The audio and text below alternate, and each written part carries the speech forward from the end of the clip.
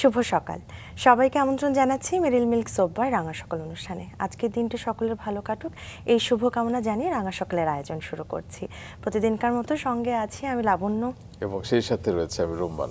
দর্শক শুভ সকাল এবং আমার পক্ষ থেকে আপনাদের জন্য সুন্দর দিনের প্রত্যাশা। লাবণ্য তোমাকেও। তোমাকেও রোমান, কেমন আছো তুমি? আমি তো খুবই ভালো আছি। তো কিছুদিন আগে আমাকে ফাঁকি দিলে, কোথায় গিয়েছিলে? আমি তো এই প্রশ্ন করবো ভাবছিলাম যে তোমাকে অনেক মিস করছিলাম। তোমাকে মাঝখানে আমিও পাইনি, একদিন তুমিও ফাঁকি দিয়েছো, তাই ভাবলাম একটু কাটাকাটি করে নেই। দর্শক আপনারা কিন্তু সাক্ষী থাকলেন যে লাবণ্য আমাকে মিস করে। একদমই তাই, আমি জানি তুমিও করো, আমার রাঙা সকাল টিমও করে। বাহ।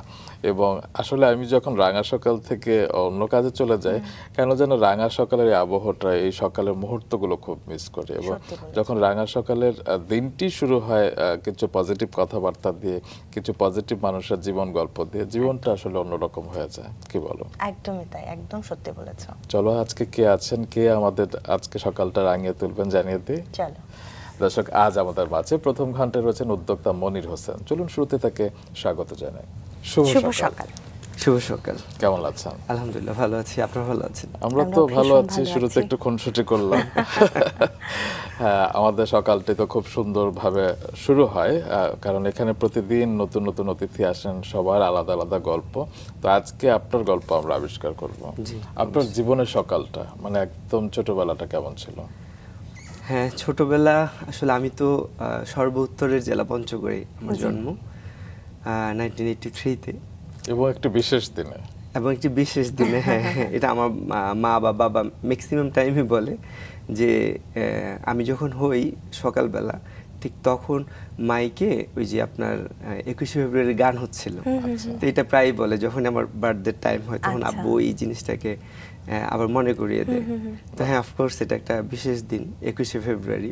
আচ্ছা। তো পঞ্চগড়ে আসলে আমার বেড়ে ওঠা। পঞ্চগড় তো আসলে সেই সময় থেকে যদি বলি যে একটা মফস্বল শহরের মতন, গ্রামের মতো একটা জায়গা। তো আমরা শহরেই বড় হওয়া, পঞ্চগড় শহরে। তো আমার যেটা বিষয় সেটা হচ্ছে লাইক আসলে আমরা 4 বোন 1 ভাই। আমি আমার দুই বড় বোন, আমার বড় 2 বোন আর আমি, আমার ছোট 2, মানে আপনি স্যান্ডউইচ। Right, sandwich. তো সেই জায়গা থেকে যেটা হলো, আমরা ছোট থেকে একসাথে, অর্থাৎ আমার বড় চাচা এবং আমরা একসাথেই, দুইটা ফ্যামিলি একসাথেই ছোট থেকে দেখে এসেছি। যৌথ পরিবার। হ্যাঁ, যৌথ পরিবার। তো সেই জায়গা থেকে যেটা হয়েছে, আসলে আমি ছোট থেকে একটু ঘরকনে। আচ্ছা। এটা হচ্ছে লাইক আমি এখনো বলি সবাইকে যে লাইক আমার লাইফের সবচেয়ে বড় উইকনেস যদি বলে কেউ, যে লাইক উইকনেসটা কোথায়, তো আমার সবচেয়ে বড় উইকনেস হচ্ছে আমি খুব কম মানুষের সাথে মিশি, খুব কম কথা বলি। তো ওইটা ছিল ছোট থেকেই, যে আমি হয়তো স্কুলে যেতাম, হ্যাঁ, ফ্রেন্ড সার্কেল খুব কম, হাতে গোনা কিছু ফ্রেন্ড সার্কেলের সাথে হয়তো মিশতাম, বাসায় আসতাম, যত খেলাধুলা ভাই বোনদের মধ্যে, হ্যাঁ, যত খুনসুটি ভাই বোনদের মধ্যে। এবং সবচেয়ে ইন্টারেস্টিং বিষয় হতো একটা, যেহেতু মা বাবার এক ছেলে, একটু বেশি আদরের। তো হয় কি যে কোনো একটা অ্যাক্সিডেন্ট হয়তো আমার ভুলে হয়েছে, ধরেন যে লাইক আমি গাছে উঠছি, পড়ে গেছে, তো পড়ে গেলাম আমি, কিন্তু মায়েরটা খাইতো কিন্তু আমার বোনরা, হ্যাঁ, বড় বোনরা গিয়ে মায়ের খেতে, যে লাইক তোরা কেন দেখিস। এটা অবশ্য রিলেট করতে পারি। এটা আমার সাথে হয়েছে, আমার আবার উল্টোটা হয়েছে। আমি এটা কেন বুঝতে পারছি, কারণ আমার বড় ভাই আমার কারণে মারটা খেত। হ্যাঁ, তো খুব ইন্টারেস্টিং ছিল বিষয়গুলো। হ্যাঁ, বাট যেটা হলো যে লাইক ছোট থেকেই বড় হওয়াটা পঞ্চগড়েই। আচ্ছা, ছোটবেলায় যে আপনি বলছিলেন যে মিশতে আপনি ওভাবে পারতেন না নাকি চাইতেন না? কিছুটা শাইনেস ছিল হয়তো বেশি, এটাই আমার কাছে মনে হয়। কারণ আমি যতটুকু আমার মনে পড়ে, লাইক বাসায় যদি একটা গেস্টও আসে, হ্যাঁ, নতুন যদি কোনো একজন গেস্ট আসতো, তাহলে আমি হয়তো লুকায় থাকতাম, যে না, হয়তো সামনে গেলে কি বলবে, হ্যাঁ, কি বলতে পারে। তো সেই শাইনেস থেকে হয়তো চেষ্টা করতাম যে কতটুকু পিছনে থাকা যায়। আচ্ছা। তো পঞ্চগড় বললেই তো আমাদের একটা শীত শীত একটা অনুভূতি হয় আসলে। তো ছোটবেলা থেকে উইন্টার কেমন এনজয় করেছেন? খুবই, মানে এখনো আমি পঞ্চগড়ের উইন্টারকে অনেক বেশি মিস করি, যদিও সবসময় যাওয়া হয় না, তারপরে চেষ্টা করি যেতে, যে অ্যাটলিস্ট উইন্টারে একবার হলেও পঞ্চগড়ে যেতে, কারণ এই উইন্টারটা, মানে শীতটাই আমার অনেক বেশি ভালো লাগে। এবং বেশ পিঠাপুলি খাওয়া দাওয়া। হ্যাঁ, পিঠাপুলি বা আদার সবকিছু, মানে মাঝে মাঝে ভাবি যে লাইক কবে জানি বরফ পড়বে। হ্যাঁ, সেই আসে, মানে মাঝে মাঝে এত বেশি ঠান্ডা থাকে যে আচ্ছা ঠিক আছে, আরেকটু বেশি পড়ুক, একটু বরফও পড়ুক। হ্যাঁ স্নো পড়ুক, যাতে ওইটাও আমরা ফিল করতে পারি। যারা আপনার এই গল্পগুলো শুনছে তারা অনেকে হয়তো টিভি সেটের সামনে বসে ভাবছে যে এই শান্ত ছেলেটি যে গেস্ট টেলে লুকিয়ে থাকতো তাকে আমরা কেন আমন্ত্রণ জানিয়েছি, কেন আমন্ত্রণ জানিয়েছি সেগুলো একটু দর্শকদের জানিয়ে আসি, তারপর আবার গল্পে ফিরবো। লাবণ্য কি বলো? একদমই তাই। মনির হোসেন বাংলাদেশের তথ্য প্রযুক্তি খাতের এক স্বনামধন্য উদ্যোক্তা, যিনি 2008 সালে ক্রিয়েটিভ আইটি ইনস্টিটিউট প্রতিষ্ঠা করে দক্ষ মানব সম্পদ তৈরিতে অগ্রণী ভূমিকা রাখছেন। তার নেতৃত্বে এই প্রতিষ্ঠান ইতোমধ্যে 1 লাখেরও বেশি শিক্ষার্থীকে প্রশিক্ষণ দিয়েছে এবং দেশের আইটি শিল্পকে বৈশ্বিক পর্যায়ে পরিচিত করেছে। তিনি creative clipping path limited, bright skills, creative E school সহ একাধিক প্রতিষ্ঠান প্রতিষ্ঠা করেছেন, যেখানে শত শত মানুষ কর্মসংস্থানের সুযোগ পাচ্ছে। পাশাপাশি আলোর পাখি ফাউন্ডেশনের সঙ্গে যুক্ত হয়ে পরিবেশ সংরক্ষণ ও বিশেষ চাহিদা সম্পন্ন শিশুদের উন্নয়নে কাজ করছেন। তার অবদানের স্বীকৃতি হিসেবে 2024 সালে আইআইটি দিল্লি থেকে দক্ষিণ এশিয়ার সেরা আইটি ইনস্টিটিউট পুরস্কার, টিওআইপি অ্যাওয়ার্ড 2021, বেসিস আউটসোর্সিং অ্যাওয়ার্ড সহ আরও বেশ কিছু পুরস্কার ও সম্মাননা অর্জন করেছেন। আমরা তার গল্পগুলো শুনবো, তার কাছে আবারও ফিরছি। আমরা কাজের প্রসঙ্গে অবশ্যই আসতে চাই, যেটা আসলে জানার আগ্রহ এখন রয়ে গেছে, যে এই সাই থেকে আসলে কিভাবে এতগুলো মানুষের সাথে এখন কাজ করা। তো আমার এটাই জানার আসলে এটাই ঘুরপাক খাচ্ছিল যে এই উইকনেসটাকে কাটিয়ে উঠেছেন, বা কিভাবে আসলে কাটিয়ে উঠেছেন যে মানুষের সাথে কথা না বলা থেকে এখন আসলে আপনার এই কাজটি করতে হচ্ছে, যে সকলের সঙ্গে একটা কমিউনিকেশন রাখতে হচ্ছে। সো এটা কিভাবে পসিবল হলো পরে? ওই যে একটু আগে বললো যে লাইক আমি যদি এখনো গ্রামে যাই, তো এখনো আমার খুব কাছের মানুষগুলো এখনো তারা এই কথাটাই বলে যে যে মনিরকে আমরা দেখতাম যে ঘর থেকে বেরোতো না, এত বেশি শাইনেস, হ্যাঁ সে কিভাবে এই পর্যন্ত। আসলে আমি যেটা মনে করি, একটা মানুষের জন্য শাইনেসটা যতটুকু না আসলে ব্যারিয়ার, তার চেয়ে ইম্পর্টেন্ট হচ্ছে একটা মানুষের কনফিডেন্ট বা তার লক্ষ্য, তার চিন্তা। সেই বিষয়গুলো হয়তো একটা মানুষকে বড় করতে অনেক বেশি হেল্প করে। ইভেনচুয়ালি আমি যেটা মনে করি যে আসলে পড়াশোনার পাশাপাশি পারিবারিক শিক্ষা একটা অনেক বড় বিষয়। যখন একটা মানুষ পারিবারিক শিক্ষাটা প্রপারলি পায়, বাবা মার কাছ থেকে প্রপার গাইডেন্স পায়, হয়তো এটা তাকে একটা বড় জায়গায় নিতে অনেক বেশি হেল্প করে। এই জায়গাটায় যদি আমরা একটু আসতে চাই, যে পরিবারকে কেমন দেখেছেন, বা বাবা মার কাছ থেকে কি এমন নেওয়া হয়েছে? মনে হয় না যে বাবা মার এই গুণগুলো আমার মধ্যে চলে এসেছে, বা পরিবার থেকে এই গুণগুলো, এই বিষয়গুলো আপনার মধ্যে প্রভাব পড়েছে, সেগুলো যদি সম্পর্কে একটু জানতে চাই। হ্যাঁ, তো হ্যাঁ অবশ্যই বলবো যে লাইক আমি মনে করি আমার এই জায়গা পর্যন্ত আসার পিছনে অবশ্যই প্রাতিষ্ঠানিক শিক্ষার তো একটা বিষয় থাকে, কিন্তু পারিবারিক শিক্ষাটা আমাকে সবচেয়ে বেশি ইন্সপায়ার করেছে বা শিখিয়েছে। এর মধ্যে যদি দু একটা এক্সাম্পল বলি, আমার মনে আছে আমি যখন ছোট ছিলাম, তো আমরা যেহেতু মিডল ক্লাস ফ্যামিলির থেকে বড় হওয়া, আমার বাবার মুদির দোকান ছিল। তো আমার মনে আছে একদিন, খুব ছোট আমি তখন, তো যখন আমি পড়াশোনা করছি বা কখনো কোনো ফাঁকি দিচ্ছি, আমার মা একদিন আমাকে বলছে, দেখো বাবা, তোমাকে অনেক বড় হতে হবে। এই যে দেখো তোমার বাবা এই সকালে যায়, হ্যাঁ রাতে আসে, কত কষ্ট করে একটা টাকা ইনকাম করতে। সো তুমি কি চাও তোমার বাবা এই কষ্টগুলো বৃথা যাক? এই যে একটা কথা, সেটা কিন্তু আমাকে অনেক বেশি মানে ইয়ে করছে, যে সিরিয়াস করেছে, যে লাইক না আসলেই তো আমার বাবা এত কষ্ট করলে আমারও তো কিছু করা উচিত। সেকেন্ড থিং হচ্ছে, এই যে একটা উনি আমার মাইন্ডসেট দিয়েছে, এটা কি করলো, আমি যখন মনে আছে যখন আমি বাবার সাথে মাঝে মাঝে বাজারে যেতাম, হ্যাঁ আব্বু কর্তৃক বাজার করার পরে ব্যাগটা আমার হাতে দিয়ে, তখন আমাদের বাজার থেকে বাসায় যেতে রিক্সা ভাড়া লাগতো 2 টাকা। তো আব্বু কখনো কখনো আমাকে 5 টাকা, কখনো 10 টাকা দিত, হ্যাঁ দিয়ে কি করতো, যে যাও রিক্সা নিয়ে তুমি বাসায় চলে যাও। তো আমি কি করতাম, আমি দেখতাম যে না ব্যাগটা আমি নিতে পারছি, আমি হেঁটে বাসায় যেতে পারবো। তখন আমি কি করতাম, ওই টাকাটা পকেটে রেখে আমি হেঁটে চলে আসতাম।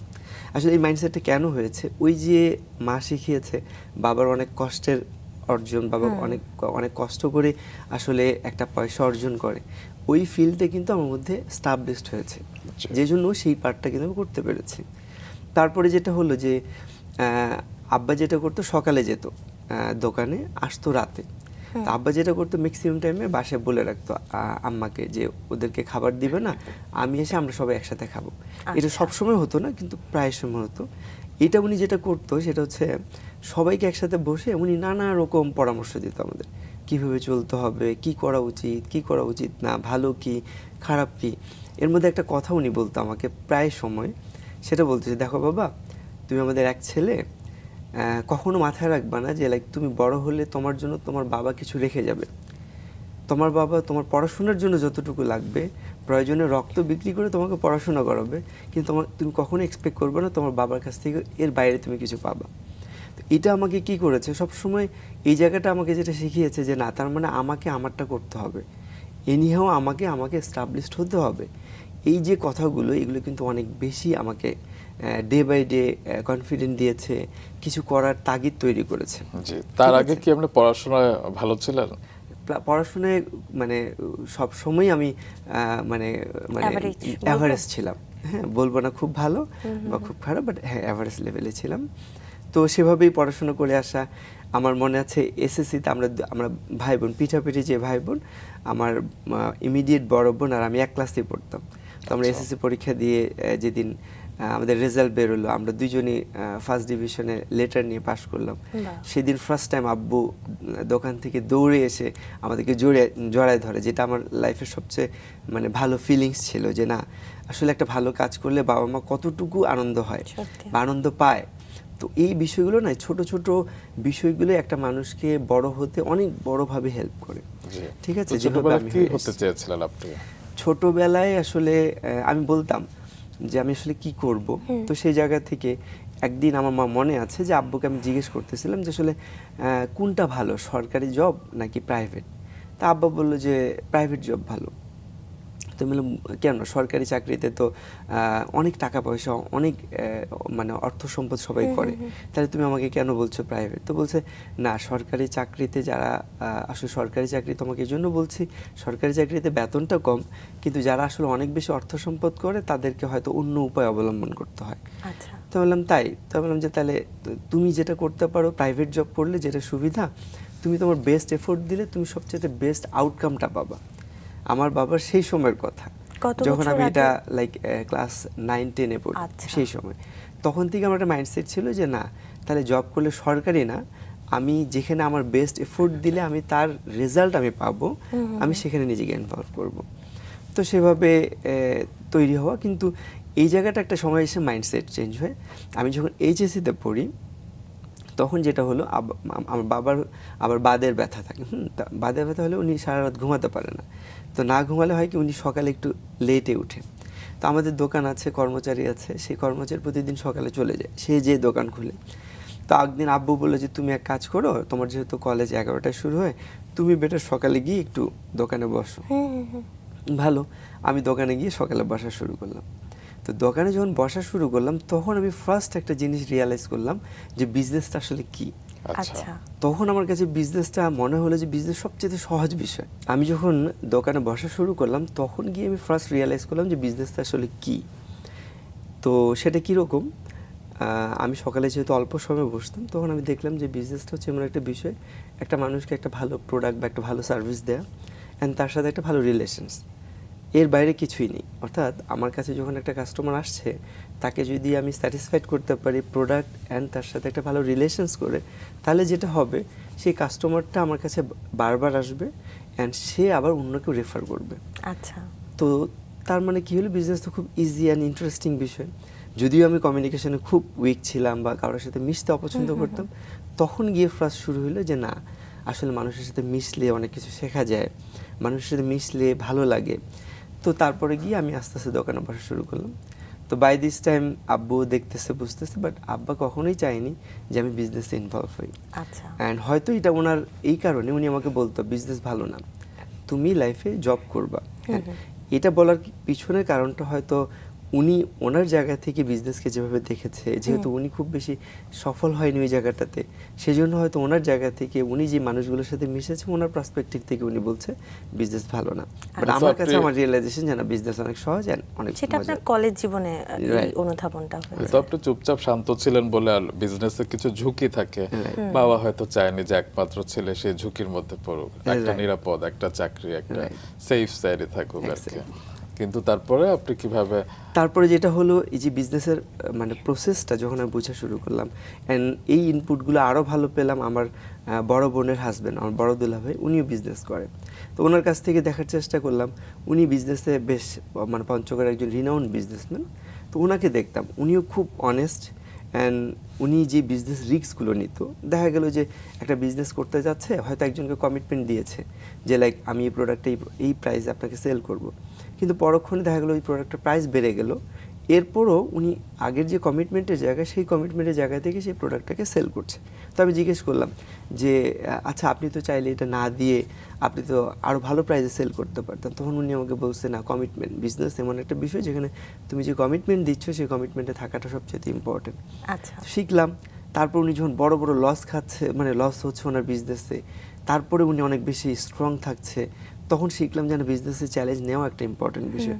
হয়তো আজকে চ্যালেঞ্জ নিচ্ছে, কালকে গিয়ে অপরচুনিটি, কনসিস্টেন্সি একটা রাইট, factor। কনসিস্টেন্সি একটা ফ্যাক্ট, যে বিজনেস আপস অ্যান্ড ডাউন থাকবে, বাট আপনার যদি নীতি ঠিক থাকে, জি। আপনি ভালো সার্ভিস দেন, আলটিমেটলি আপনি একটা সময় গিয়ে গেইন করবেন। এই আচ্ছা। বিষয়গুলো কিন্তু এভাবে আমার শেখা। অ্যান্ড এখান থেকে পরবর্তীতে যেহেতু আব্বা কথা হচ্ছে যে না তুমি পড়াশোনা করবা, জব করবা, তার মানে কি করতে হবে, আমি আলটিমেটলি ঢাকায় আসলাম, ঢাকা ইউনিভার্সিটিতে পরীক্ষা দিলাম, হলো তার না, মানে আপনার স্কুল কলেজ ছিল পঞ্চগড়ে। পঞ্চগড়ে। রেজাল্ট কেমন ছিল এসএসসি এইচএসসি তে? ফার্স্ট ডিভিশনে ছিল। আচ্ছা। হ্যাঁ, তারপরে গিয়ে আপনার ঢাকা আসা। রাইট, তারপর ঢাকা চলে আসলাম। ঢাকা আসার সিদ্ধান্ত কি আপনি নিলেন না, নাকি পরিবার থেকে? আব্বারই ছিল। আমার ছিল ইন্টারেস্ট, বাট আব্বার বেশি ছিল। আচ্ছা। যখন আমার ঢাকা ইউনিভার্সিটিতে এক্সাম দেওয়ার পরে চান্স হলো, আমি খুব খুশি হয়ে গেলাম যে তাহলে এবার পঞ্চগড়ে ব্যাক করা যাবে। ব্যাক করে আব্বাকে বলবো যে লাইক আমার তো চান্স হয়নি, তাহলে এবার আচ্ছা। পঞ্চগড়ে থাকি। কারণ পঞ্চগড়ে থাকলে সুবিধা কি হচ্ছে, আব্বার বিজনেস আমি টেক ওভার করবো, আর পঞ্চগড়ে কলেজে পড়বো। জি। তো আব্বুর তো কথা একটাই, না তোমার যা লাগে তুমি প্রয়োজন প্রাইভেটে পড়বা, বাট এখানে কোনো সুযোগ নেই যে তুমি পঞ্চগড়ের থেকে তুমি ব্যবসা করবে। সো উনি আমাকে বললো যে তুমি ঢাকা চলে যাও, অ্যান্ড ঢাকায় গিয়ে তুমি তোমার নিজেকে পড়াশোনা করে এস্টাবলিশ করো। শুধু ঢাকা বিশ্ববিদ্যালয়ে পরীক্ষা দেওয়া হয়েছিল? হ্যাঁ। আচ্ছা, ঠিক আছে।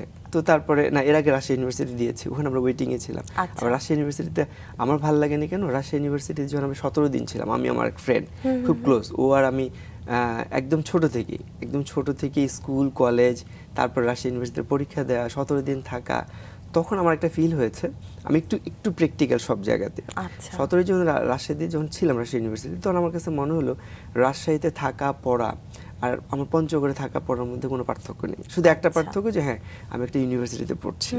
পরে আমি কি ঢাকায় চলে আসলেন? হ্যাঁ, পরে ঢাকায় আসলাম।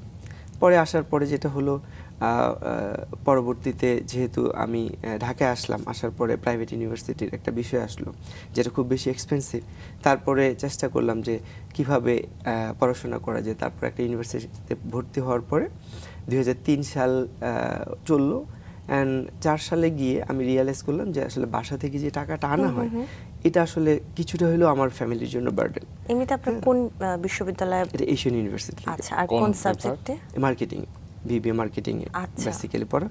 তো পরে যেটা দাঁড়ালো যে লাইক আমি চিন্তা করছিলাম যে আমার কাছে মনে হচ্ছিল যে লাইক আমি যে টাকাটা খরচ করছি, ওই যে আগে থেকেই একটা মাইন্ডসেট যে বাবাকে যাতে বেশি প্রেশার না হয়, জি। তো ওই মাইন্ডসেট থেকে যখন ঢাকা আসলাম, আমার মনে আছে এখনো, আমি যখন ঢাকায় আসতাম প্রতিদিন বাবা মার কাছ থেকে বিদায় নিয়ে যখন ঢাকায় আসতাম, তখন তো আমাদের সে লং রোডে বাসগুলো ছিল, হ্যাঁ, সেই হয়তো রাত 8টার দিকে রওনা দিলে সকাল ভোরবেলা এসে পৌঁছাতাম।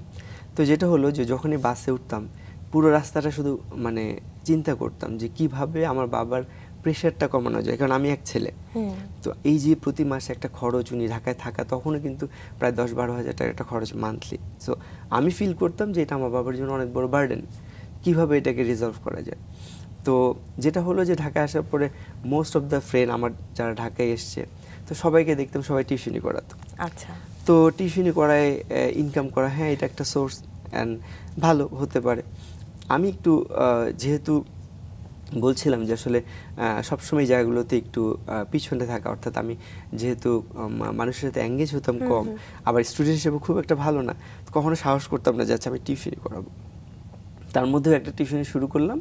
তো শুরু করতে গিয়ে মাঝপথে গিয়ে মনে হলো যে না, আমাকে দিয়ে টিউশনি সম্ভব না, কারণ এত বেশি প্রেশার, এত কিছু আমার দ্বারা সম্ভব না, আমি টিউশনিটা বাদ দিয়ে দিলাম। আচ্ছা।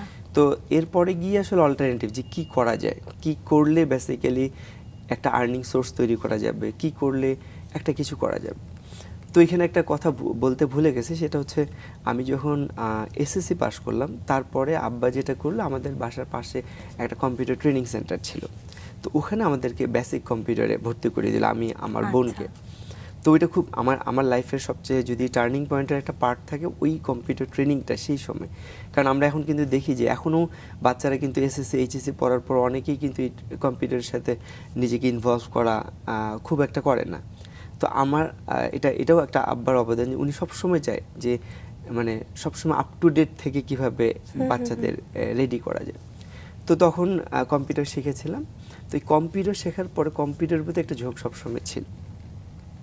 তো তারপরে গিয়ে আমি যখন ঢাকায় আসি, আরেকটা জিনিস বলতে ভুলে গেছি, আমাকে ওই কম্পিউটার সেন্টার থেকে ঢাকায় আব্বা পাঠালো যে লন্ডন ইউনিভার্সিটির আন্ডারে ঢাকায় এনসিসি একটা প্রোগ্রাম ছিল কম্পিউটারের উপরে, সেটা করার জন্য। তো সেটা অনেক বেশি এক্সপেন্সিভ ছিল বিধায় আমি সেটাকে স্কিপ করে পরে মানে অল্প খরচে কীভাবে একটা প্রাইভেট ইউনিভার্সিটি পড়া যায় সেটার সাথে ইনভলভ হলাম। তো যেটা হলো, যেহেতু আমি অল্টারনেটিভটা খুঁজছিলাম যে আসলে কী করা যায়, কী করলে আসলে আমি একটু এক্সট্রাঅর্ডিনারি হতে পারি, একটা সোর্স অফ ইনকাম তৈরি করা যায়, তখন গিয়ে আমি ফার্স্ট খোঁজ পেলাম এরিনা মাল্টিমিডিয়া, অর্থাৎ এটা অ্যাপটেক। সেই সময় অ্যাপটেক খুব রিনাউন্ড ছিল। 2004-এর ঘটনা বলছে। আমরা মোহাম্মদপুরে থাকতাম, আমরা 2 ফ্রেন্ড আসলাম ঘুরতে, ধানমন্ডির দিকে হাঁটছি। তো হাঁটতে হাঁটতে দেখা গেলো যে একটা বিল্ডিংয়ের নিচে একটা ফেয়ার চলছে, একটা মেলা। তো আমি আমার ফ্রেন্ডকে বললাম আচ্ছা চল তো একটু উপরে যেয়ে দেখি কি হয়। তো উপরে যেয়ে যখন দেখলাম তো একটা রুমের মধ্যে অনেক ছেলে মেয়ে কম্পিউটার নিয়ে বিভিন্ন ডিজাইন অ্যানিমেশন নিয়ে কাজ করছে। তো সব কিছু দেখার পরে খুব ইমপ্রেসড হলাম। অর্থাৎ মানে হয় না যে একটা জিনিস দেখলে বোঝা যায় এটা কি আমার সাথে যায় কি না। তো ডিজাইনগুলো দেখার পর আমার কাছে মনে হলো ওয়াও, এটাই তো একটা বিষয়। তো ওদেরকে জানার চেষ্টা করলাম আচ্ছা এই ডিজাইনগুলো কী করে। তখন ওরা বলছে যে এইগুলোই তো অ্যাডভার্টাইজমেন্ট, এগুলোই মার্কেটিং কন্টেন্ট, এটা এরকম এটা এরকম। তখন আমি রিলেট করার চেষ্টা করলাম, যেহেতু ফিউচার আমি প্ল্যান করছি যে হ্যাঁ মার্কেটিংয়ে পড়বো, আমার প্ল্যান হচ্ছে ফিউচার বিজনেস, এগুলোর সাথে রিলেট করার চেষ্টা করলাম। তারপর তাদের ইয়েতে গেলাম কাউন্সেলিংয়ে যে আচ্ছা এটা কিভাবে কি হয়। তখন তারা আমাকে বললো যে আমাদের কোর্সগুলো 6 মাস করে, 6 মাসের একটা সেমিস্টার, আপনি যদি 6 মাস করলে হয়তো আপনার একটা পার্ট টাইম জবের সুযোগ হবে। যখন ওই পার্ট টাইম জবের কথা বললো তখন কিন্তু আমার কাছে ওই জিনিসটা আরও বেশি ইন্টারেস্টিং হলো, যেহেতু আমি খুঁজছি যে না পড়াশোনার পাশাপাশি একটা কাজের সুযোগ পাওয়া যায় কিনা। তারপর আমি তাদের সাথে কথা বললাম আচ্ছা তাহলে কী করা যায়, কীভাবে এটা হতে পারে। তখন তারা আমাকে গাইড করলো যে এরকম এরকম আপনি এইভাবে শিখতে পারেন। তো আমি বললাম যে আচ্ছা ঠিক আছে, তাহলে এটা ফিসটা কেমন। তো তারা যখন আমাকে ফিসটা বললো তখন আসলে বিষয়টা অনেক বেশি মানে আমার কাছে শক লাগলো যে লাইক 6 মাসের একটা কোর্স 36,000 টাকা সেই সময়। 6 মাসের একটা কোর্সের জন্য তাদেরকে 36,000 টাকা, মানে এমনি বাবা 10-12 হাজার টাকা পাঠাতো, তারপর পার মান্থে 6,000 আর এক্সট্রা। হ্যাঁ, তো এটা অনেক বেশি এক্সট্রিম। তো আমি ওই যে বলছিলাম যে এর আগেও আমি একটু প্র্যাকটিক্যাল সব সময়, যে আমি যে ইনভেস্টমেন্ট বা আমি যে কাজটা করি আমি চিন্তা করি ফিউচার আমাকে এটা কী দিবে। আমার কাছে মনে হলো আমি যদি কোর্সটা করি আমার ফিউচার আমি একটা বড় চেঞ্জ, আমার 8-10টা ফ্রেন্ডের চাইতে আমি ডিফারেন্ট হতে পারবো। তখন গিয়ে খুব ভয়ে ভয়ে আব্বাকে ফোন করলাম, যেহেতু ভালো লাগছে। তো আব্বাকে জানালাম যে আব্বা এরকম একটা কোর্স, এটা যদি করি তাহলে 6 মাস পরে হয়তো আমি একটা জবের সুযোগ পাবো, তো তুমি কি বলো। তো বলছে হ্যাঁ ভালো। তা বললাম যে কোর্স ফিটা অনেক বেশি। তো বলছে কত। তো বললাম যে 36,000। তো আমি ভাবছিলাম যে উনি হয়তো এটা না বলবে। তো সেই সময় উনি আমাকে শুধু এতটুকু বলে, দেখো বাবা আমি তোমাকে অনেক বেশি ট্রাস্ট করি, আমি বিলিভ করি তুমি যেটা সিদ্ধান্ত নাও সেটা নিশ্চয়ই ভালো কিছুর জন্য, সো তুমি ভয় পেও না, আমি অ্যারেঞ্জ করতেছি, তুমি করো।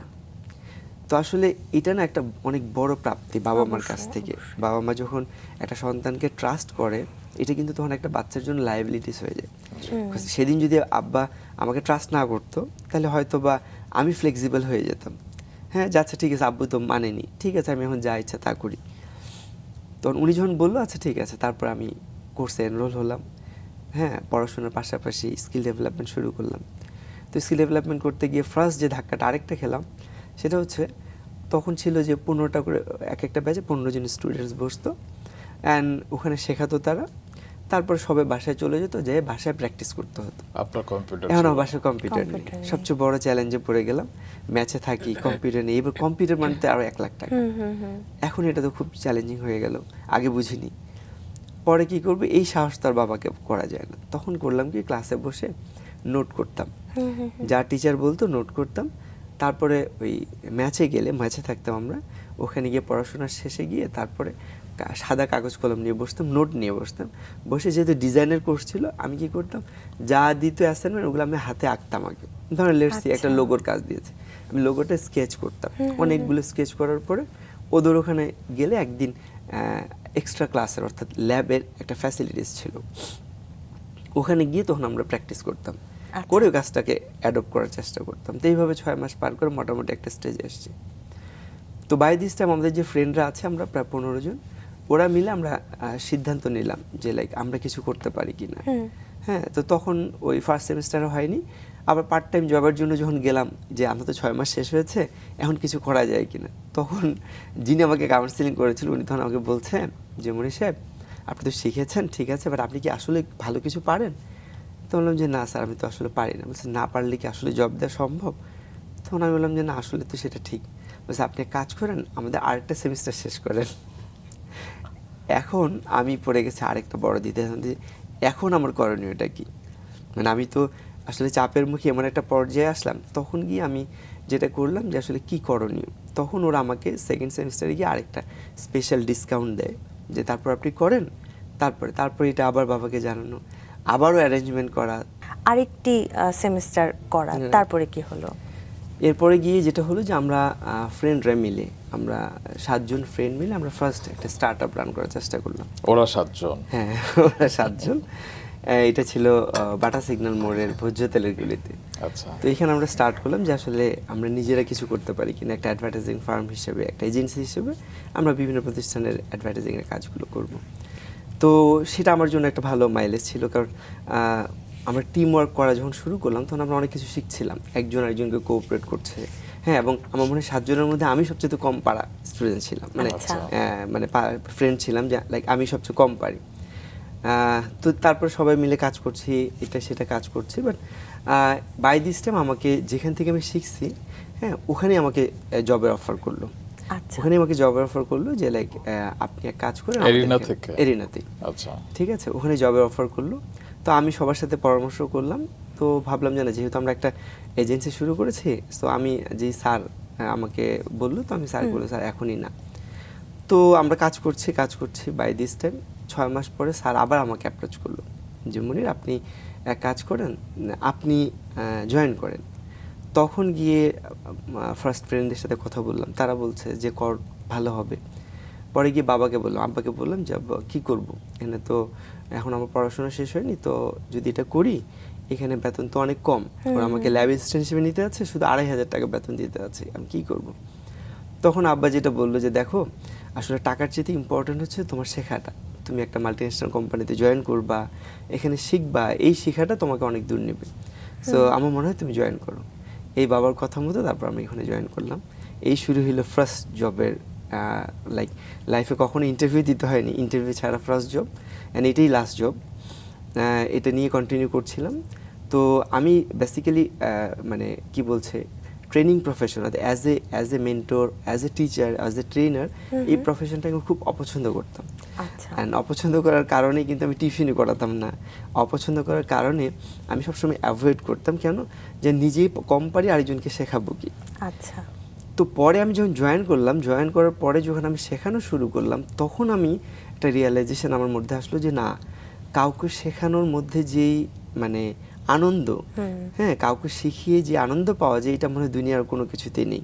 অ্যান্ড তার চেয়ে বড় বিষয় হচ্ছে কাউকে শিখিয়ে নিজের স্কিলটা আরো ডেভেলপ করা যায়।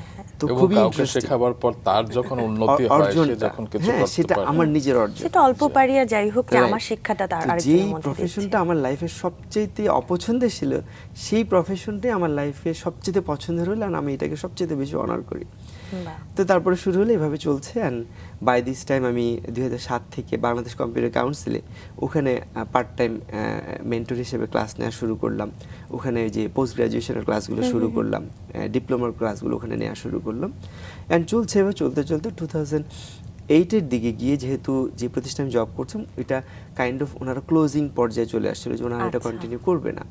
তখন গিয়ে আমি আমার আরেক ফ্রেন্ড দুজনে মিলে আমরা চিন্তা করলাম যে আমরা বাই দিস টাইম আমাদের 7 জনের যে ওইটা অলরেডি ক্লোজ হয়ে গেছে, আমরা বিভিন্নভাবে বিভিন্ন কাজে ইনভলভ হয়ে যাওয়ার ফলে। তো 2008-এ গিয়ে তারপর আমরা ফার্স্ট প্ল্যান করা, আচ্ছা আমরা যেহেতু বিজনেসের একটা ইন্টেনশন ছিল, এটা প্যাশন, তো আমরা শুরু করলাম। এটা ছিল অর্কিড প্লাজা, 1000 স্কোয়ার ফিটের একটা স্পেস নিয়ে। এই শুরু করা ফার্স্ট ছিল ক্রিয়েটিভ জোন নামে, তারপর সেটা ক্রিয়েটিভ আইটি নামে আমরা করলাম, আচ্ছা, অ্যান্ড ক্রিয়েটিভ আইটি ইনস্টিটিউট নামে আমরা স্টার্ট শুরু থেকে করলাম। এই দুজনই ছিলেন? হ্যাঁ, শুরুতে দুজনেই ছিলাম, মানে 1 বছর পরে সে লিভ করলো, যে আসলে সে পারছে না। কারণ বিজনেসটা হচ্ছে কি একটা এমন বিষয় যেখানে আপনাকে অনেক বেশি মানে কনসিস্টেন্সি থাকতে হবে, যেখানে আপনাকে ধরে রাখতে হবে, যত বড় চ্যালেঞ্জই আসুক এটাকে ধরে রেখে সামনে এগোতে হবে। যে আজকে আমি বিজনেস স্টার্ট করে কালকে আমি বেনিফিশিয়ারি হবো, এই জিনিসটা কিন্তু সুযোগটা থাকে না। সো ও 1 বছর কন্টিনিউ করার পর যখন দেখলো যে না, বিজনেস আমাদের ডে বাই ডে লাইবিলিটিস তৈরি হচ্ছে, এই 1 তখন সে leave বছরে আসলে করলো। আপনাদের পারপাসটা কি ছিল? মানে এই ইয়া থেকে, এই প্রতিষ্ঠান থেকে আসলে আপনারা কি উদ্দেশ্যে কাজ করছিলেন? সো 2008-এ যেটা হলো যে ডিজিটাল বাংলাদেশের একটা ইয়ে নিয়ে কিন্তু সেই সময় গভর্নমেন্ট আসলো। সো যেহেতু আসলো, টেকনোলজি একটা ফ্যাক্ট, তো সব কিছু নিয়ে ভাবা হলো যে না, বাংলাদেশের টেকনোলজির একটা বড় সুযোগ তৈরি হবে, সেটাকে আমরা ফার্স্ট টার্গেট করলাম। অ্যান্ড সেকেন্ড যেটা হলো ইনস্টিটিউশনটা, যেহেতু আমি আগে থেকে ইনস্টিটিউশনটাতে ইনভলভ ছিলাম, অ্যান্ড তার চেয়ে বড় বিষয় ছিল ইনস্টিটিউশনটা রান করার। আমি একজন গ্রাম থেকে আসা ছেলে, কিন্তু আমি বিভিন্নভাবে সাফার করেছি, আমাকে কিন্তু কেউ গাইড করা ছিল না। আমি যত ধরনের সিদ্ধান্ত নিয়েছি, পড়াশোনা অবস্থায় স্কিল ডেভেলপমেন্টের কথা বলেন বা অন্যান্য প্রত্যেকটা জায়গায় কিন্তু আমি নিজে সিদ্ধান্ত নিয়েছি। তো আমার কাছে মনে হয়েছে আমি যতটুকু শিখেছি, এটা যদি আমি আমার পরবর্তী জেনারেশনকে শেখাতে পারি, তাহলে আমি একটা ইনস্টিটিউশন স্টার্ট করতে পারি, যেটার মাধ্যমে আমি পরবর্তী জেনারেশনকে গাইড করব। তো এটা শুরু হয়েছিল 2008 সালে। হ্যাঁ, 8 সালে ক্রিয়েটিভ আইটি লিমিটেডকে, ক্রিয়েটিভ আইটি ইনস্টিটিউটটাকে বেসিক্যালি আমরা 2009 থেকে আমরা আচ্ছা। শুরু করার চেষ্টা করি। যে আর ক্রিয়েটিভ ক্লিপিং, এরপরে ক্রিয়েটিভ ক্লিপিং পাথ হলো, এটা কমপ্লিটলি আউটসোর্স বেস একটা কোম্পানি, যেখানে আমাদের পুরো কাজটাই হয় প্রায় বিশ্বের প্রায় 18টা দেশে, specially Europe and America base আমরা কাজ করি। অ্যান্ড এটা 13 সাল থেকে এখন অবধি আমরা কাজ করছি। এবং এখানে যেটা হয় যে আমরা মূলত বড় বড় ব্র্যান্ডগুলোকে নিয়ে কাজ করি, যেমন নাইকি থেকে শুরু করে যত ধরনের ফ্যাশন ব্র্যান্ডগুলো আছে, হ্যাঁ, এই ব্র্যান্ডগুলোকে নিয়ে বেসিক্যালি আমরা কাজ করি ওদের ই কমার্স সাপোর্টে। ঠিক আছে। আর ইনস্টিটিউশন এন্ডে তো ইনস্টিটিউশনের এখন প্রায় আমাদের 17 বছর চলছে, এই পর্যন্ত প্রায় 1 লক্ষ ছেলে মেয়ে এখান থেকে বের হয়েছে। যেটা লাবণ্য বলছিল, এবং সেটা অনেক বড় একটি অর্জন। কারণ যেটা আপনি বলছিলেন, ছোটবেলায় বাবার মুদির দোকানে বসতেন এবং সেটা ঘিরেই আপনার স্বপ্ন ছিল, এবং সেই স্বপ্ন একসময় ডানা মেলতে শুরু করে যখন আপনি ঢাকায় এসে আপনার চোখটা খুলে যায়, আপনি অন্যকে শেখাতে আনন্দ পান। সেই ভাবনা থেকে আসলে সবাই তো সফল হতে পারে না, কিন্তু আপনি এই যে 1 লাখ শিক্ষার্থীকে শিক্ষা দিয়েছেন, তারা নিজেদের মতো করে ক্যারিয়ার গড়ে তুলছে। তো কি মনে হয় এই পুরো জার্নিটাকে, যখন আমি ছোট করে যদি জানতে চাই? আমি সবাইকে সবসময় একটা জিনিস পরামর্শ দিই আমার নিজের লার্নিং থেকে, সেটা হচ্ছে দেখেন, আমিও কিন্তু শূন্য থেকেই এই পর্যন্ত এসেছি। সো আমি যেটা সবসময় সবাইকে বলি যে লাইক, একটা মানুষের মধ্যে যখন তার সেলফ কনফিডেন্ট থাকে, তার সাথে তার ডেডিকেশনস থাকে, আর তার অনেস্টি থাকে, 3টা বিষয়কে যখন একটা মানুষ ধারণ করতে পারে, তখন আসলে সে যে কোনো ইনিশিয়েটিভে তার সাকসেসের মানে শীর্ষ পর্যায়ে যেতে পারে। অ্যান্ড আমি সেই 3টাকেই ধারণ করি। যেহেতু আমার ইনভেস্টমেন্ট খুব কম ছিল, অ্যান্ড আমি প্রতি স্টেপে কিন্তু চ্যালেঞ্জ ফেস করছিলাম। যেমন আমি ক্রিয়েটিভিটি স্টার্ট করার পরে যে এই চ্যালেঞ্জগুলো ফেস করলাম, 6 বছর পর্যন্ত কিন্তু আমি ব্রেক ইভেন ক্রস করতে পারিনি। আমি কি করতাম, ওই যে বিসিসিতে ক্লাস নিতাম, ওখান থেকে যে ইনকামটা হতো, বা কিছু আমি ফ্রিল্যান্সিং করতাম, মার্কেট প্লেসে গ্লোবাল কিছু কাজ করতাম, সেখান থেকে যে ইনকামগুলো হতো ওগুলোকে আমি রিইনভেস্ট করতাম আমার বিজনেসে। তো এই যে ইনভেস্টমেন্টটাকে রিইনভেস্ট করা, এখানে একটা জিনিস বলতে ভুলে গেছি, এখানেও আমার বাবার আরেকটা অনেক বড় ভূমিকা ছিল। আমি যখন বিজনেস স্টার্ট করলাম, উনি তো কখনো বিজনেসকে অ্যালাউ করেন। তো যখন বিজনেস স্টার্ট করলাম, তখন উনি এটা নিয়ে একটু সারপ্রাইজই হলো যে আমি যেটা চাইনি সেটাই তুমি করলা, ওকে ফাইন, খুবই ভালো, নিশ্চয়ই। ওই যে আবারও এক কথা, নিশ্চয়ই তুমি যেটা করবা বা করছো সেটা আমি তোমাকে ট্রাস্ট করি, বাট হ্যাঁ, একটা সুবিধা তোমাকে আমি দিতে চাই, সেটা হচ্ছে যতদিন তুমি বিজনেসে প্রফিটে না যাবে, তার আগ পর্যন্ত তোমাকে আমাকে 1 পয়সাও দিতে হবে না। আচ্ছা। কেন দেখেন, আমি যখন পড়াশোনা শেষ করে আমি যখন বিজনেসের সাথে ইনভলভ হই, বাবা আমার এক ছেলে, আমার দায়িত্ব কিন্তু এবার আমার বাবা মাকে টেক কেয়ার করতে হবে, তাই না?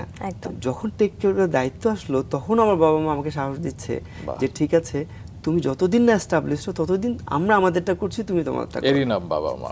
তো কবে প্রফিটে চলে এলো? এই বিজনেসকে নিয়ে যেতে যেতে 2012 সালে সবচেয়ে বড় ইনসিডেন্ট যেটা হলো অ্যাক্সিডেন্ট, সেটা হচ্ছে 12 সালে গিয়ে আমরা সবচেয়ে মানে ফ্যামিলিগতভাবে আমি এবং আমার পরিবার সবচেয়ে বড় চ্যালেঞ্জের মুখে পড়লাম। বাবার মুদির দোকান কন্টিনিউ করছিল, উনি অনেক মানে লোনে জর্জরিত হয়ে গেল, আচ্ছা। যেহেতু উনি আসলে বিজনেস হিসেবে করতে পারছিল না। আর আমি আমার বিজনেস যেহেতু মানে এখন প্রফিটে যেতে পারছি না, আমারও লাইবিলিটিস ডে বাই ডে বাড়ছিল। তো বাড়তে বাড়তে একটা পর্যায়ে সেই সময় মনে আছে আমার তখন 27 লাখ টাকা দেনা আচ্ছা। 2012-এ, আর আমার বাবার প্রায় 25 লক্ষ টাকা। এবার কে কার দেনা শোধ করবে, দুজনেই তো আমরা স্টাক হয়ে গেলাম। তখন অবলম্বন একটাই, আব্বার সাথে আলোচনা করলাম, আমার বন্ধুদের সাথে আলোচনা করলাম, করে সবচেয়েতে একটা ক্রিটিক্যাল ডিসিশন আমাদের নিতে হলো। সেটা হচ্ছে আমি আব্বাকে বললাম যে আব্বা, তাহলে যেহেতু সব কিছুই এখন আমরা স্টাকে এসেছি, আমাদের শুধু একটাই সম্পদ এখন, আমাদের মানে কি বলছে ভিটা বাড়ি যেটাকে বলে, যেখানে আমাদের বাসা বাড়ি, যেটা আমাদের জন্মস্থান, যেটুকুই আব্বার লাস্ট সম্পদ। তো আব্বাকে আমি কথা বললাম যে আব্বা কাজ করো, তুমি এটাকে সেল করো, করে তুমি তোমার লোনটা পরিশোধ করো, তুমি রিল্যাক্স হও, তারপরে আমি আমার জায়গাটাকে কন্টিনিউ করে তোমাকে কথা দিচ্ছি একদিন তোমাকে তোমার বাড়ি আমি করে দিব। সেখানেও আমার বাবা মাকে সাপোর্ট দিল, যদিও এটা অনেক প্যাথেটিক ছিল আমার জন্য, কারণ একটা জন্মস্থান যেখান থেকে আমরা বড় হয়েছে, আমাদের সবার জন্য অনেক প্যাথেটিক ছিল। সেই সময় সেই সিদ্ধান্ত নিতে হলো বিজনেসের জন্য যে ঠিক আছে। তারপরে সেই ল্যান্ড সেল করা হলো, করে আব্বা আম্মাকে আমি এলাকার মধ্যে ভাড়া বাসায় তোলা হলো। তুলে তারপরে বিজনেসে, তারপর থেকে 13 সালের পর থেকে আমার বিজনেসে গ্রো করা শুরু করলো, প্রফিট হওয়া শুরু করলো। এভাবে তারপরে এটাকে একটা পর্যায়ে নিয়ে, তো শুরু থেকে আপনারা কি কি শেখাচ্ছেন এবং এখন কি কি শেখানো হচ্ছে? শুরু থেকেই যেটা হচ্ছে আমি সবচেয়ে যে ইম্পর্টেন্স এটা দিয়েছি যে আমাদের সেই সময় যে ইনস্টিটিউশনসগুলো ছিল, আমি অনেকগুলো ইনস্টিটিউশন ভিজিট করেছি, ইভেন আমি যেখানে শিখেছি সেখানেও দেখেছি যে কারিকুলামে একটা গ্যাপ আছে। দেখেন, আপনি যখন আমার কাছে শিখতে আসবেন, একটা শর্ট টাইমে আমি যদি আপনাকে প্রিপেয়ার করতে, আমাকে কিন্তু স্পেসিফিক হতে হবে, কারণ ইন্ডাস্ট্রি না অনেক কিছু চায় না।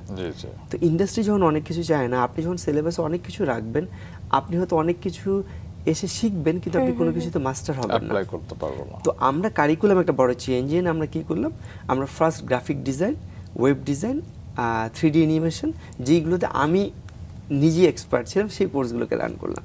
আচ্ছা। এন্ড আমার টার্গেট ছিল যাকে শেখাবো তাকে প্লেসমেন্টে নিব। তো যখন আপনি কি কোর্স করাতেন? হ্যাঁ, আমি নিজেই। আচ্ছা। তখন মোস্ট অফ আমার ক্লাস ছিল সকাল 9টা দিয়ে আমি শুরু করতাম, আর বিসিসি থেকে রাত 10টায় ক্লাস শেষ করে বের হতাম।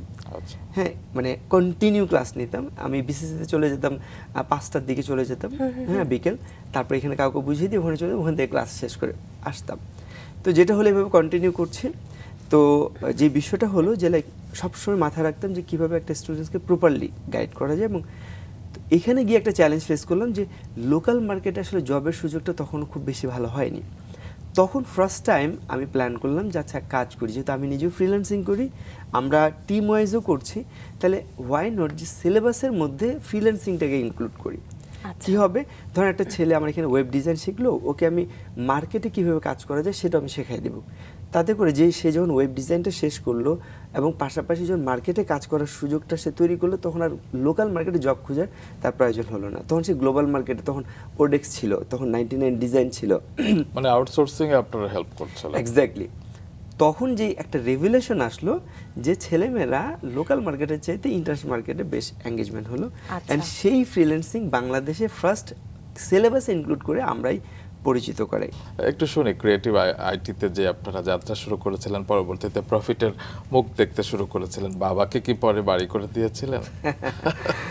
হ্যাঁ, লাইফের সবচেয়ে বড় অ্যাচিভমেন্ট আসলে হয় না যে মানুষের স্যাটিসফ্যাকশন অ্যাচিভমেন্টে তো শেষ নেই, বাট আমার সবচেয়ে বড় অ্যাচিভমেন্ট হচ্ছে হ্যাঁ, আমি আমার বাবা মাকে বাড়ি করে দিতে পেরেছি, কথা রাখতে পেরেছি।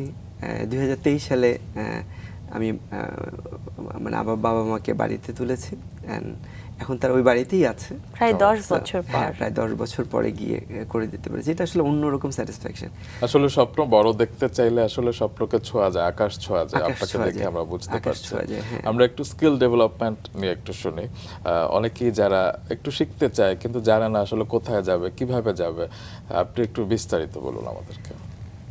আমরা ক্রিয়েটিভিটি প্রায় 17 বছরে তো প্রায় 1 লক্ষ ছেলে মেয়ে বের করেছি। আমি যদি আমার এক্সপিরিয়েন্স থেকে বলি, আসলে স্কিল ডেভেলপমেন্টের কোনো অল্টারনেটিভ নেই। আগে যেটাকে বলা হতো যে নলেজ বেস মানে ইন্ডাস্ট্রি, এখন হচ্ছে স্কিল বেস। আপনি যে কোনো প্রতিষ্ঠানে যে কোনো ধরনের জবের সাথেই যখন নিজেকে ইনভলভ করবেন, আপনার স্কিলটা, specially technical skills, communication skill এত বেশি গুরুত্বপূর্ণ হয়েছে যে এর কোনো অল্টারনেটিভ নেই। সো আমরা ক্রিয়েটিভিটি ওভাবেই নিজেদেরকে প্রসার ঘটেছে। আজকে ক্রিয়েটিভিটি এত বড় হওয়ার পিছনে আমার সবচেয়ে বড় অবদান আমাদের এমপ্লয়ীদের, হ্যাঁ, তাদের ডেডিকেশন। আমি এখানে একটা মানে না বললেই না যে আমি এই জায়গাটাতে অনেক বেশি লাকি। আমার যে এমপ্লয়িরা, আমি মানে এই পুরো লাইফ লং টাইমে আমি যে এমপ্লয়ীদেরকে পেয়েছি আমার প্রতিষ্ঠানে, সবাই আমি যেভাবে আমার প্রতিষ্ঠানকে ভালোবাসি ঠিক সেভাবে তারাও ভালোবাসে। এটা আমার জন্য অনেক বড় প্রাপ্তি। আমাদের প্রতিষ্ঠানে প্রায় এখন 650-এর উপরে এমপ্লয়ি কাজ করছে। তো যেটা হলো যেটা বলছিলাম যে স্কিল ডেভেলপমেন্ট, এটা সবচেয়ে বেশি গুরুত্বটা এই জন্য যেহেতু ইন্ডাস্ট্রি প্রতিনিয়ত চেঞ্জ হচ্ছে, টেকনোলজি প্রতিনিয়ত চেঞ্জ হচ্ছে, অ্যান্ড টেকনোলজির ব্যবহার সর্বক্ষেত্রে। তাহলে একটা ছেলে কিন্তু শুধু একাডেমিক পড়াশোনা যত ভালো হোক না কেন, ইন্ডাস্ট্রিতে এসে কিন্তু সে আর সেই জায়গাটা তৈরি করতে পারছে না। তো সেই জন্য স্কিল ডেভেলপমেন্টের গুরুত্বটা অনেক বেশি। আর এই জায়গাটাতে স্কিল ডেভেলপমেন্ট করার যে সময়টা, সেটা আমি মনে করি পড়াশোনার শেষে না। আমি যেটা করেছি আজকে থেকে দেখেন প্রায় 25 বছর আগে আমি পড়াশোনা অবস্থায় কিন্তু নিজের স্কিল ডেভেলপ করেছি, অ্যান্ড দিস ইজ ওয়ে আজকে আমি এখানে। হ্যাঁ, আমি আপনার শুরুতে বলেছিলাম যে আমার ফার্স্ট স্কিল ডেভেলপমেন্ট কিন্তু আফটার এসএসসি। আমি এসএসসি পাস করার পরে কম্পিউটার শিখেছি বলেই পরবর্তী কম্পিউটার প্রতি ইন্টারেস্ট হয়েছে, অ্যান্ড পরবর্তী কম্পিউটার কোর্সটা ওই এত বেশি রিস্ক নিয়ে ইনভেস্টমেন্ট করেছে বলে আজকের আমার এই প্রাপ্তি। যদি এই কাজটা আমি সবাইকে বলি যে এই বিষয়টা আমরা ইনভেস্টমেন্ট করতে চাই না স্কিলের পিছনে, ওয়ারেজ আমরা কিন্তু ইনভেস্টমেন্ট করছি একটা আইফোনের পিছনে।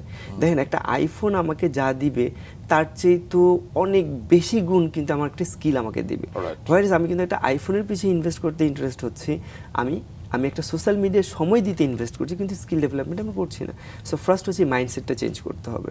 সেকেন্ড হচ্ছে পড়াশোনা অবস্থায় স্কিল ডেভেলপমেন্ট করতে হবে, অ্যান্ড স্কিল ডেভেলপমেন্টটা করতে হবে যার যেটার সাথে যায়। যেমন আমি সবসময় এক্সাম্পল বলি যে ধরেন আপনি ম্যাথে খুব ভালো, সো আপনার জন্য প্রোগ্রামিংটা ভালো হবে। আপনি বিজনেস লজিকে খুব ভালো, আপনার জন্য ডিজিটাল মার্কেটিং রিলেভেন্ট বিষয়টা ভালো হবে। আপনি খুব বেশি অ্যানালাইটিক্স বেস কাজ করতে পারেন, আপনি আপনার সাইবার সিকিউরিটির সাথে নিজেকে ইনভলভ করতে পারেন। আপনার ক্রিয়েটিভ সেন্স খুব ভালো, আপনি ডিজাইন মোশনের সাথে নিজেকে ইনভলভ করতে পারেন। কিন্তু আপনি যদি এরকম করেন যে না, আপনার ফ্রেন্ডটা ও খুব ভালো ডিজাইনে কাজ করছে, ও ভালো ইনকাম করছে, আচ্ছা আমিও তাহলে ডিজাইন শিখি, এটা কিন্তু ভুল হবে। কারণ প্রত্যেকটা মানুষের পারসেপশন, মাইন্ডসেট কিন্তু ডিফারেন্ট। তো এই কাজটা ফার্স্ট হচ্ছে কি পছন্দ করি আমি করতে, তার সাথে রাইট টাইমে রাইট ডিসিশনটা আপনাকে নিয়ে নিতে হবে। আগে নিজেকে আইডেন্টিফাই করতে হবে এক্স্যাক্টলি, যে আমি কি আমার উইকনেসটা বা আমার স্ট্রেংথটা কোথায় সেটাকে আইডেন্টিফাই করে যদি করা যায়, অ্যান্ড করতে হবে রাইট ওয়েতে। দেখেন, শিখতে পারি আমি ইউটিউব দেখে, শিখতে পারি আমি অনলাইনে, শিখতে পারি আমি একটা অন প্রিমিসেসে গিয়ে। অনেকেই ভাবে আচ্ছা আমি ইউটিউবে শিখি। যার সক্ষমতা ইউটিউবে শেখার, সে কিন্তু ইউটিউব থেকে শিখে ফেলতে পারে। বাট যার সক্ষমতা নেই যে আমি ইউটিউব থেকে পারছি না, তাহলে তাকে কিন্তু যেভাবে তাকে যদি সে মনে করেন আমার হাতে ধরে শেখালে ভালো, তাহলে কিন্তু তাকে সেই জায়গাটা যেতে হবে। আর এখানে আরেকটা ইনপুট দিব আমি, যে শেখার ক্ষেত্রে সবচেয়ে ভালো ইনস্টিটিউশনটাকে বেছে নেওয়া অনেক বেশি ইম্পর্টেন্ট। হ্যাঁ, কেন ইম্পর্টেন্ট দেখেন, আমি হয়তো একটা কম টাকায়, ধরেন লেটস সে ক্রিয়েটিভিটি কম টাকায় কোর্স করায়, আচ্ছা ক্রিয়েটিভে গিয়ে আমি কোর্সটা করে ফেলি, কিন্তু হয়তো ক্রিয়েটিভের চেয়ে অন্য একটা জায়গা অনেক ভালো, হয়তো সেখানে একটু টাকাটা বেশি লাগছে, আমি প্রেফার করব তাহলে সেই জায়গায় গিয়ে। কারণ বারবার সময় কিন্তু নষ্ট করা যাবে না। একবার সময় নষ্ট করে আমি যদি টাকাটাকে নষ্ট করি, তাহলে ডিমোটিভেট হব। সো সেই জায়গাটা থেকে আমি সবসময় সবাইকে পরামর্শ দিই বেস্ট জায়গায় থেকে যাতে সেই স্কিলটা ডেভেলপ। তো ক্রিয়েটিভ আইটি আমি জানি যে রাজধানী ঢাকার ধানমন্ডিতে একটি আপনাদের কি বলবো ইনস্টিটিউট আছে, এছাড়া কি কোথাও আছে? হ্যাঁ, আমাদের ধানমন্ডি 4 নাম্বার 5 নাম্বারে আছে, এর বাইরে মিরপুরে আছে 10 নম্বরে, এর বাইরে উত্তরা আজমপুরে আছে, এবং চিটাগংয়ে আছে আমাদের। আচ্ছা, এবং পঞ্চগড়ও আছে। পঞ্চগড় যেহেতু আমি আমার নিজের এলাকা, আমি চাচ্ছি যে পঞ্চগড়ের মানুষগুলোকে যদি একটু স্কিল আপ করা যায়। হ্যাঁ, কারণ পঞ্চগড়ে কিন্তু একাডেমিক ওরকম স্কোপটা নেই, জবের স্কোপ নেই। সো আমি চাচ্ছি পঞ্চগড়ের মানুষগুলোকে যদি আইটিতে স্কিল করে ওখানে যদি জবের স্কোপ করা যায়, এভাবে আর কি। তো এরকম 5-6টা শাখাতে আপনাদের মোট 650 এমপ্লয়ি আছে? হ্যাঁ, প্রায় 650 এমপ্লয়ি আছে। ইভেন আমাদের কানাডাতেও আমাদের একটা শাখা আছে। তো কেউ যদি শিখতে চায়, মানে সে জানে না যে সে আসলে গ্রাফিক্সে কাজ করবে নাকি অ্যানিমেশনে কাজ করবে নাকি প্রোগ্রামিংয়ে কাজ করবে, সে আসলে কিভাবে যাবে, তার প্রসেসটা কি? সেটার জন্য আমাদের যে একটা ইকোসিস্টেম আছে, ধরেন আপনি চাচ্ছেন বাট আপনি জানেন না, সো আপনি আমাদের মেন্টরের সাথে 1-to-1 বসতে পারেন, আপনি আমাদের ওয়ার্কশপ করতে পারেন, ফ্রি ওয়ার্কশপ, আপনি আমাদের সেমিনার অ্যাটেন্ড করতে পারেন। আমরা সবসময় যে কোনো স্টুডেন্টসকে বলি যে আপনার ফার্স্ট কাজ হচ্ছে অ্যাটলিস্ট ক্রিয়েটিভিটিকে ভিজিট করা, ক্রিয়েটিভ ভর্তি হইতে হবে না, একটা ইনস্টিটিউশন ভিজিট করার মধ্যেও কিন্তু একটা বড় এক্সপিরিয়েন্স গেদার করা যায়।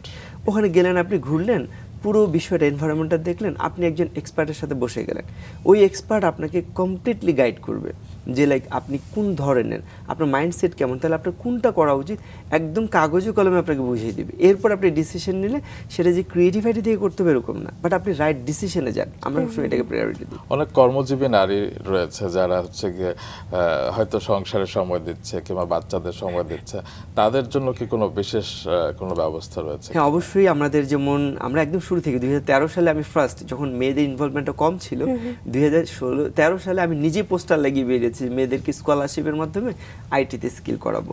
সেই সময় আমরা 150 মেয়েকে আইটিতে স্কিল করি, আর তারা এখন বিভিন্ন দেশে এবং দেশের বাইরে কাজ করছে। আমি মনে করি বাংলাদেশের পার্সপেক্টিভে সবচেয়ে বড় অপরচুনিটিস হচ্ছে আইটি ক্ষেত্রে ফ্রিল্যান্সিং এর মাধ্যমে মেয়েদেরকে একটা ভালো জায়গায় নেয়। কেন? আমাদের কিন্তু অনেকগুলো লিমিটেশন আছে, মেয়েরা শিক্ষিত হওয়া সত্ত্বেও কিন্তু কাজ করছে না। আর এই মেয়েগুলোকেই যদি আমরা টেকনিক্যালি স্কিল করতে পারি, তাহলে দেখেন প্রত্যেকটা ঘরে একজন করে ফ্রিল্যান্সার হতে পারে। একটা মেয়ে তার সংসার মেনটেন করার পাশাপাশি গ্লোবালি নিজেকে কানেক্ট করতে পারে। আমাদের জিডিপির কত পরিমাণ গ্রোথ আমরা তৈরি করতে পারি। সো আমরা ক্রিয়েটিভিটি সেই জায়গাটাতে কাজ করছি, বিভিন্ন সময় মেয়েদেরকে স্কলারশিপ দেই, এবং আমাদের মেয়েদের জন্য স্পেশাল ব্যাচই আছে, শুধু উইমেন ফ্রেন্ডলি, জাস্ট মেয়েদের আলাদা করে। কারণ আমাদের রিলিজনের অনেকগুলো ফ্যাক্ট আছে যে না, বাবা মা দিতে চায় না যে ছেলে মেয়ে একসাথে, শুধু মেয়েদের জন্য আলাদা ব্যাচের ব্যবস্থা আছে আমাদের এখানে কোর্স করা। এবং বাচ্চাদের জন্য তো বোধহয় ক্রিয়েটিভ জুনিয়র্স রয়েছে। কত বছর? কেন আমরা যেটা মনে করি যে আসলে বড়রা যেভাবে আসলে তাদের লার্নিং ক্যাপাসিটি যেরকম, স্পেশালি কোডিং, রোবোটিক্স নিয়ে, মেশিন লার্নিং নিয়ে, আমরা দেখছি একটা বাচ্চা তার চেয়ে তো অনেক ফাস্ট লার্নার। অ্যান্ড এটাকে চিন্তা করে আমরা চিন্তা করলাম যে আমরা যদি বাচ্চাদেরকে শেখাতে পারি, তাহলে পরবর্তী জেনারেশন, এখন ইন্ডিয়া যেভাবে, ফিলিপিন যেভাবে আধিপত্য তৈরি করেছে, আমরা যদি বাচ্চাদেরকে টেকনিক্যালি স্কিল করতে পারি, এটা বাংলাদেশের পরবর্তী জেনারেশন বড় একটা চেঞ্জ আনতে পারবে। কত বছরের বাচ্চা? আমাদের এখানে ধরেন ক্লাস 4 থেকে ক্লাস 9 পর্যন্ত এটাকে আমরা জুনিয়র সেকশনে রেখেছি, এবং আমরা রোবোটিক্স অলিম্পিয়াড নিয়েও কাজ করছি। এখানে বাচ্চারা রোবোটিক্স শিখতে পারছে, মেশিন লার্নিং শিখতে পারছে, প্রোগ্রামিং শিখতে পারছে, অ্যানিমেশন শিখতে পারছে।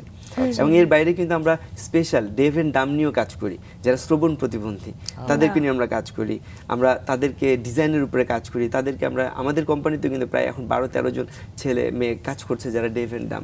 আমরা সিনিয়র সিটিজেনদের নিয়ে কাজ করি, যারা 50+ এজের, যারা কম্পিউটার ধরতে ভয় পায়, আমরা তাদেরকে শেখাই। তারা অবসর সময় তারাও কিন্তু একটু লেখালেখি করে ফ্রিল্যান্সিং করতে পারে, আমরা তাদেরকেও কিন্তু এই জায়গাটাতে ইনভলভ করেছি। যারা গ্রাফিক্স শিখতে চায় কিংবা অ্যানিমেশন শিখতে চায়, তাদের কত মাসের কোর্স করতে হবে এবং ফিসটা কিরকম হতে পারে? আমাদের যেটা কোর্স প্রফেশনাল গ্রাফিক ডিজাইন আর এই ধরনের যতগুলো কোর্স সবগুলোই 6 মান্থস। আমরা মনে করি যে একটা ছেলে বা মেয়েকে একটা ক্যারিয়ার, যেহেতু এগুলো career base course, professional course, so minimum 6 months, এখানে সপ্তাহে 2 দিন করে সময় দিতে হয়। এভাবে 6 মাসের একটা কোর্স কমপ্লিট করতে হয়। আর একটা হচ্ছে 1 ইয়ার ডিপ্লোমা। তো আমাদের এন্ড থেকে, লাইক আমি যদি আমার জায়গা থেকে বলি, যারা আসলে খুব বেশি কনসার্ন যে আমি এই প্রফেশনে নিজেকে এস্টাবলিশ করবই, তাহলে আমরা তাদেরকে প্রেফার করি যে 1 ইয়ারটা করতে। তাতে করে হয় কি, সে একদম মার্কেট রেডি হয়ে প্লেসমেন্টে চলে যেতে পারে। আর 6 মাসটা অবভিয়াসলি ভালো, কিন্তু তাকে বাসায় একটু বেশি সময় দিতে হয়, ঠিক আছে। আর কোর্স ফিগুলো হচ্ছে আমাদের যে 6 মাসের কোর্সটা, ওইটা 50,000 টাকা, অ্যান্ড যে 1 ইয়ার ডিপ্লোমাটা এটা হচ্ছে 1 লাখ টাকা। বাট এর মধ্যে ডিসকাউন্ট যদি কিছুটা থাকে, সেই ক্ষেত্রে এটা ক্ষেত্র বিশেষে 40, হ্যাঁ, আর 1 ইয়ারটা হয়তো 70-80K-তে 80,000-এ করতে পারে। বাট আসলে টাকাটাকে আমি সবসময় একটা কথা বলি, এটা এখানেও আমি বলছি যে আসলে টাকাটাকে না চিন্তা করতে হবে ক্যারিয়ারকে চিন্তা করে।